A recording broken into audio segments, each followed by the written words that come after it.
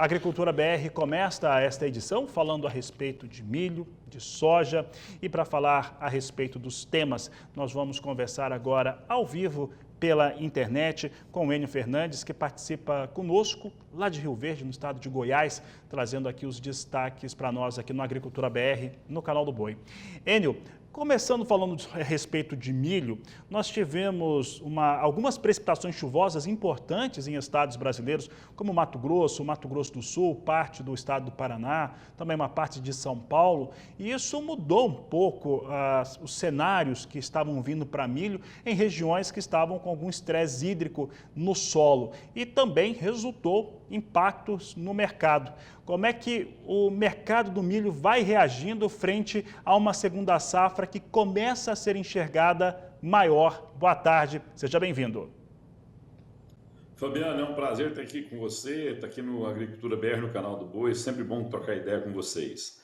Vamos lá, mudou muito, né? Mudou muito. Nós tivemos um abril muito chuvoso no Cerrado.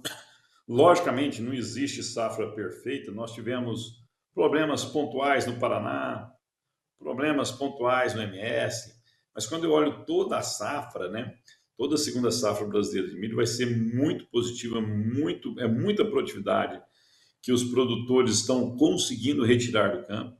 É o trabalho intenso de produtores com alta tecnologia e a poderosa mãe natureza fazendo a sua parte, dando um resultado fantástico. Já tivemos uma boa produtividade na soja, agora o milho vem corar de novo com uma boa produtividade. O que isso traduz? Maior oferta. Maior oferta, preços mais baixos. Nós estávamos no final da temporada nossa, né? Nós estamos já no final da nossa temporada, ou não tinha pouco milho estoque, os preços do milho spot subiram muito. Então, essa queda natural só reflete a oferta daqui a 30 dias. Então, é natural que isso aconteça, é natural que quando a safra chega, os preços cedam. Isso é completamente esperado. Os produtores fizeram hedges, protegeram parte da sua safra, garantindo parte das suas margens, mas como a produtividade está sendo esperada, né? Que ainda não começamos, né?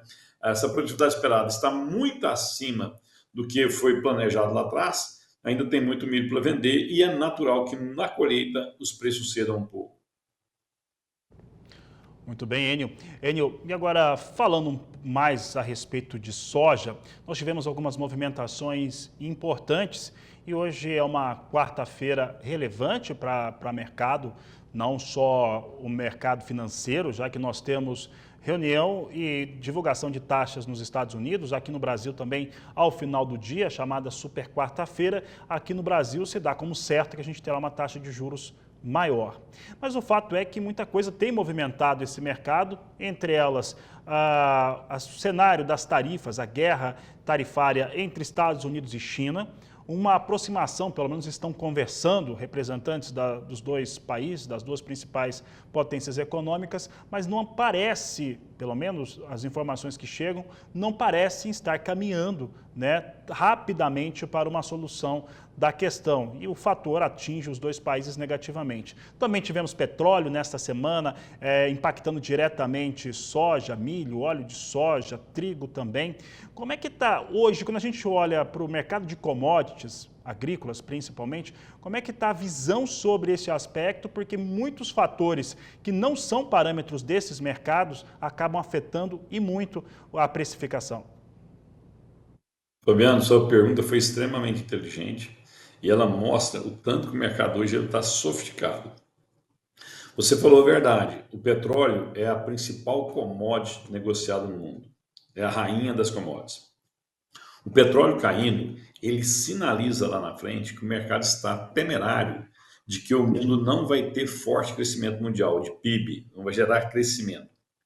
Menor crescimento, menor demanda por petróleo, por isso os petróleos cederam. E isso aconteceu devido às discussões, às tarifações entre China e Estados Unidos. Esses aqui são os dois grandes polos puxadores de economia do mundo, né?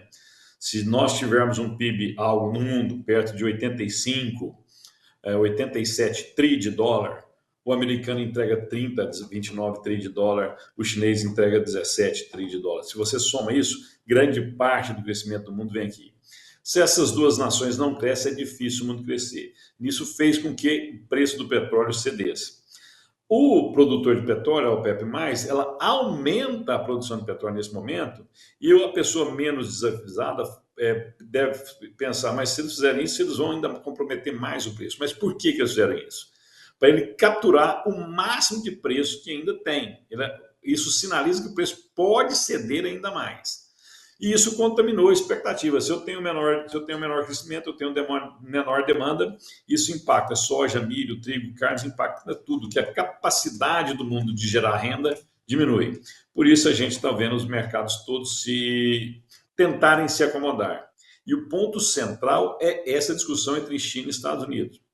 Eu já falei aqui alguma vez, vou repetir, eu tenho quase que certeza absoluta que esse acordo vai sair. Eu não sei o time e quais são os termos, mas seria muito difícil para a China e Estados Unidos não fazerem um acordo. Vou te dar só um exemplo. Se você pegar a soja, 20% de toda a soja exportada norte-americana vai para a China. Mas não é só soja. 40% das exportações norte-americanas tem destino no país asiático. A interdependência desses dois países é muito alta. Então, quando eles se conflitam, eles não crescem. E eles não crescem, eles são são as duas economias mais fortes do mundo, eles contraem todo mundo. Então, esse acordo tem que sair por questão de sobrevivência do governo chinês e do governo americano. Só que a China se preparou para esse período. A tendência de Trump ganhar as eleições, desde que ele saiu, a China foi se preparando. Ela se preparou completamente? Não, porque é praticamente impossível você não depender de negociações amplas com os Estados Unidos da América. Mas ela está com uma certa proteção. E agora, os sinais dessa negociação estão assim, começando a iniciar. Quanto tempo vai durar essa negociação, nós não sabemos. A gente pode estimar o que vai sair de lá. Deve sair um grande favorecimento para a compra de commodities agrícolas norte-americanas, que isso é uma pauta importante para os Estados Unidos, mas longe da gente ter detalhes de como vai acontecer. E segundo, se os chineses vão cumprir ou não. Lembro que no conflito passado, eles assinaram um protocolo de intenção de compra, ao final não cumpriram tudo. Aí, dentro desse cenário, que a gente falou de tanta sofisticação e que não tem muita coisa a ver com o mercado de commodities agrícolas, nós estamos no momento de plantio na América do Norte. Na semana que vem, os americanos já devem ter plantado quase 70% do milho, já plantaram 40%. O plantio da soja é muito adiantado também. E nós vamos entrar no mercado climático. Ou seja, além das questões fora mercado, eu tenho todo o mercado da soja, eu tenho todo o mercado climático sobre a mesa. E lembrando que na semana que vem nós temos um relatório de oferta e demanda mundial. Tem muita coisa junto no mesmo momento agora, todas interligadas. Então, o momento é de muita cautela. Se você tomar decisões precipitadas, você pode se arrepender. Falando sobre como que o Brasil se insere com a soja, evidentemente, dentro desse conflito. Se a gente olhar para o histórico curto de 2025, nós vimos um começo de ano, janeiro, fevereiro, com China comprando muita soja, mas muita mesmo, dos Estados Unidos. O Brasil não tinha soja. Depois eles invertem esse cenário e começam a comprar mais intensamente, com grandes volumes no Brasil. Mostra que precisava de soja e mostra também que já também antecipava um conflito com os Estados Unidos, como você acabou de nos explicar. Mas o fato é que tivemos uma aceleração, as expectativas melhoraram.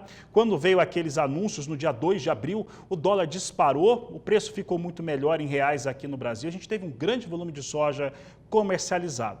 Então, pensando na questão do momento, do time em que China compra do Brasil e quando ela não compra dos Estados Unidos, e pensando também que ela estaria aqui presente de qualquer forma, esse momento até agora, ele de fato acelerou um aumento nas compras chinesas junto ao Brasil, ou está dentro daquilo que era esperado, né? Porque o preço em reais com certeza melhorou tanto que a gente teve um dólar mais alto. Mas isso representou o conflito até agora, um preço mais alto em reais em determinado momento ou um aumento realmente da demanda chinesa por soja brasileira. Pensando também que os prêmios estão recuando, isso já significa também uma estabilidade nessa demanda. O seu ponto é muito importante e a gente tem que explicar. Queria lembrar um pouco que a gente teve um pequeno atraso na semeadura da soja lá atrás, um pequeno atraso. Esse atraso, consequentemente, atrasou a soja chegar no mercado. Quando ela chegou no mercado, as indústrias locais para fazer farelo e óleo pagaram prêmios muito melhores que a exportação.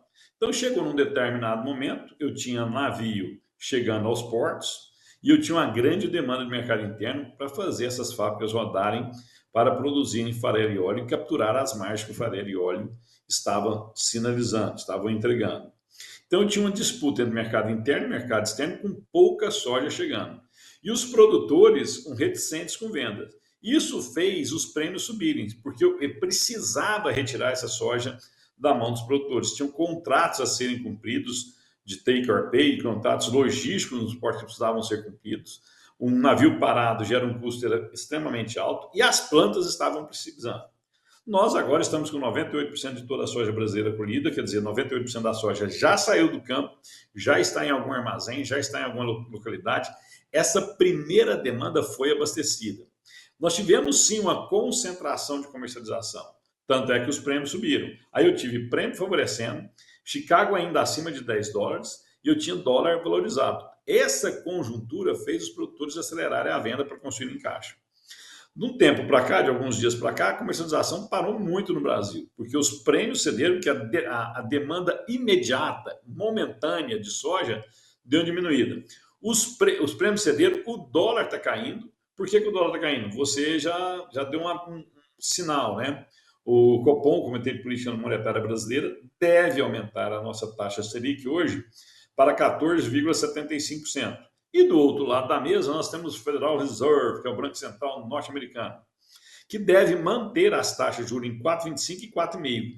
Quando eu faço essa conta, um spread quase de 10% ou 10% que seja, favorece bastante o carry. Eu pegar dinheiro nos Estados Unidos emprestado e aplicar aqui no Brasil e ganhar essa diferença de taxa. Então, a entrada de capital, por uma questão financeira, é favorável. A entrada e a necessidade de comercialização da safra também é favorável, fez o dólar descer. Então, eu tenho uma acomodação do prêmio, uma acomodação do dólar. Agora, quando eu olho a comercialização total, nós devemos estar perto de 65%, 66% da soja comercializada. Se você fizer uma média dos últimos 8, 10 anos, até o dia 15 do 6, 15 do 6 aproximadamente, é bem esse número, 65% da soja a gente comercializa no primeiro semestre, e o restante no segundo. Nós tivemos uma concentração, mas nós não tivemos uma transformação gigantesca no percentual a ser comercializado. Lógico, a safra é maior, safra sendo maior, isso traduz em números maiores de comercialização. E eu acredito que a China ainda vai continuar bastante ativa daqui para o final do ano, comprando soja brasileira até a soja norte-americana chegar. E lembro, a soja norte-americana é uma possibilidade, nós estamos plantando. Nós temos que ver o que a mãe natureza vai nos ofertar para o meio oeste norte-americano.